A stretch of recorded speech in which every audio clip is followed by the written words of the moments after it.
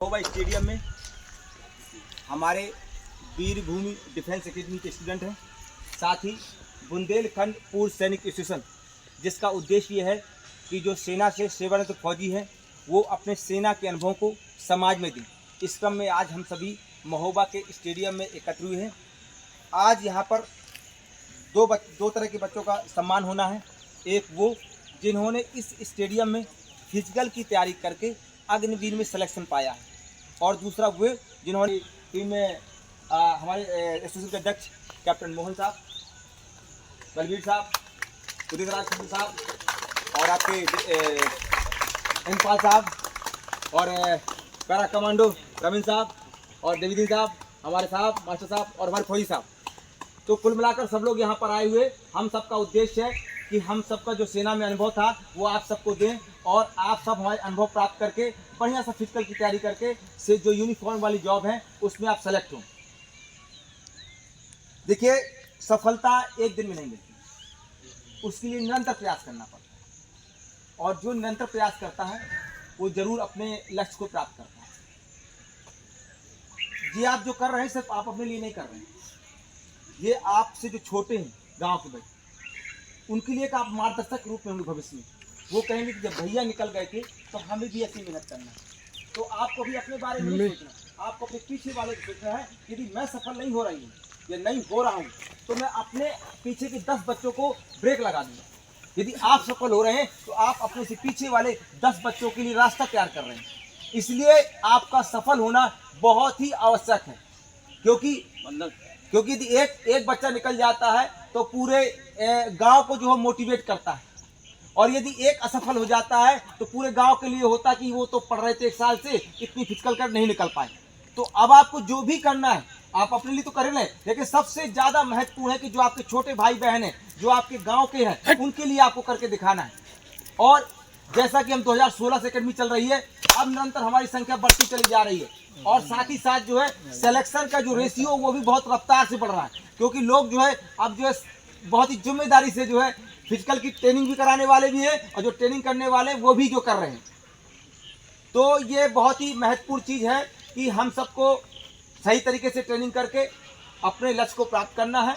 और आज आप देखेंगे कि जो लोग सेलेक्ट हुए वो यहाँ से यहाँ पहुँचने में मुश्किल से 2 कदम दूरी होगी, लेकिन इस 2 कदम को पार करने में उनको 2 साल की मेहनत लगी है। ये कह सकते पूरा जितना पीछे का समय हिसाब किताब पढ़ाई से लेकर अभी तक पूरा लगा हुआ है। लेकिन इस संसार में कुछ भी असंभव नहीं है, सिर्फ असंभव कुछ भी नहीं। ईश्वर ने आपको इस लायक बनाया है कि आप ये कर सकते हैं। जैसे कि हम लोग जो सेवा भाव हमारे अंदर है, उसे हम ये सोच के चल रहे हैं कि यदि ईश्वर हमें रिक्शा वाला बना देता तो शायद हम नहीं कर पाते। ईश्वर ने हमें इस लायक बनाया कि हम कुछ करें, और जब बनाया तो हमारी जिम्मेदारी है कि हम करें और हमें करना चाहिए। सेम हम आपसे उम्मीद करते हैं कि आपके सिलेक्शन के बाद आप अपने गाँव में जरूर कुछ ना कुछ करिएगा।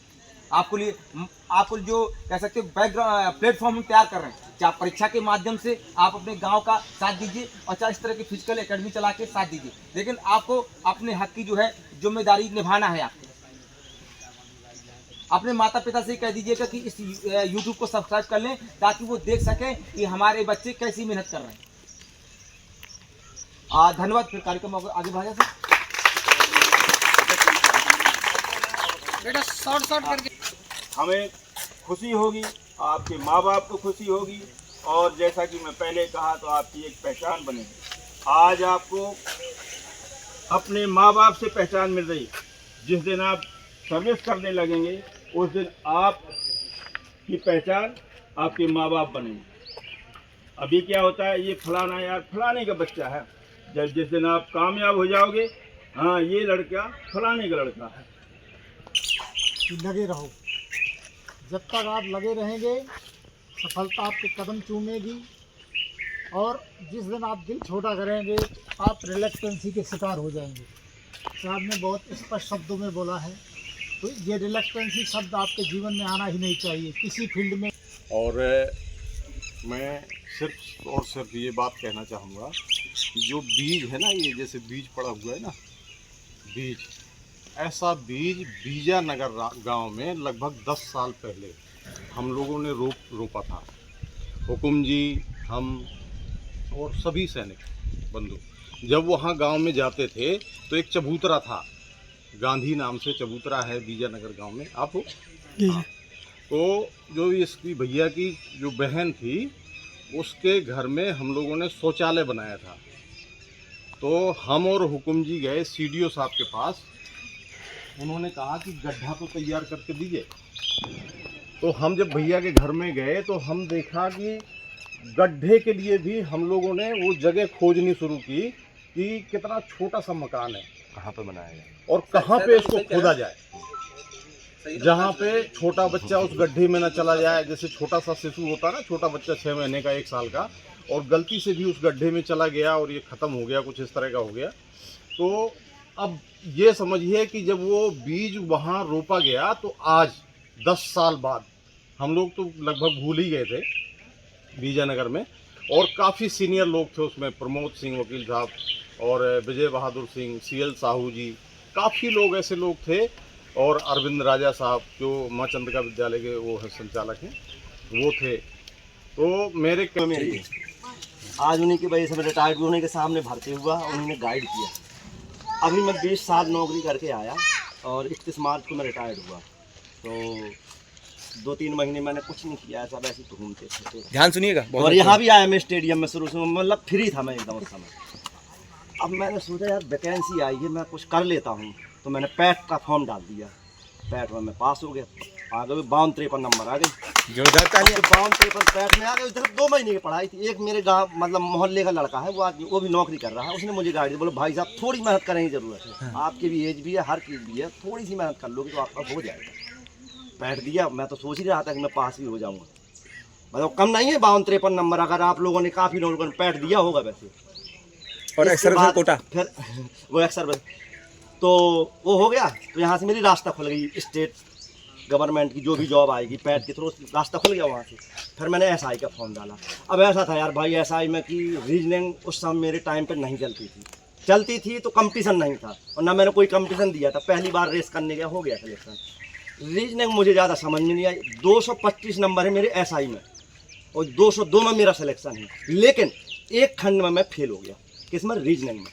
4 खंड होते हैं, हिंदी का, रीजनिंग का और GK GS का। तो मैं 3 में तो पास हो गया और 1 में मैं फेल हो गया। तो वहाँ से अभी मैं लेखपाल का देखे आया, तो वहाँ भी मेरा ठीक ठाक है, लेकिन वो वायोलेंस मचा हुआ था। कहाँ? लखनऊ में, इको गार्डन में। अभी लोअर PCS आ गया, वो भी बहुत अच्छी जॉब है, उसकी भी मैं तैयार है।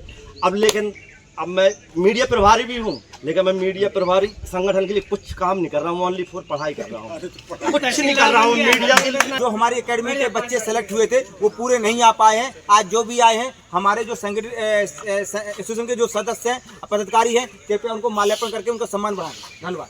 भैया आ जाओ, तीन लोग, प्रदीप, मनीष और सत्यम। अरे मास्टर ट्रेनर तुम ही तो आ जाओ भैया, तेरा नंबर आ गया यार, यहाँ आओ। जोरदार तालियां। हम वो क्या नाम है?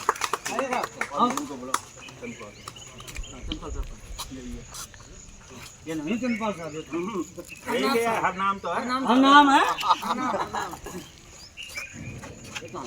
देवदीन साहब।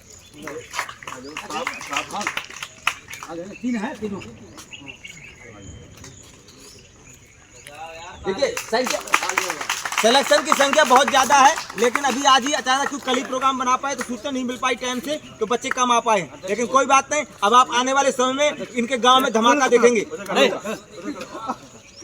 हमारे बुंदेलखंड कैप्टन मोहन जो है, हमारे मास्टर ट्रेनर अरविंद जी को माला कराते। जोरदार तालियां भाई, जोरदार तालियां।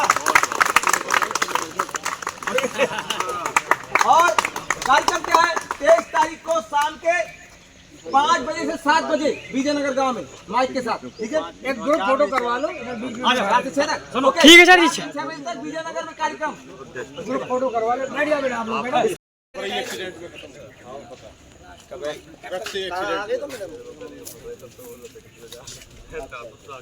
बाधाएं जो है इंसान का हौसला बस।